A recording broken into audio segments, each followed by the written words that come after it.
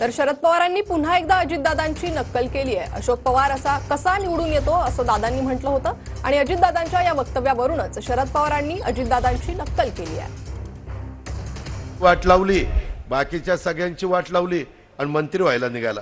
अरे पट्ट्या, तू आमदारच कसा होतो ते बघतो, मंत्री होतो काय? याला अजित पवारने एकदा मनावर घेतलं तर मी म्हणणाऱ्यांना मी आमदार होऊन दिलं नाही। आता मी पण चॅलेंज देतो, तू आमदारच कसा होतो त्याही पद्धतीने बघतो। या पद्धतीने काम केले आणि करतायत आम्हाला लोकांच्या कुठलीही अडचण नाही। शिरूर तालुक्याची चिंताच करायची, इतक्या लोकांचा पाठिंबा आहे त्याच्यावर काळजीच करायची।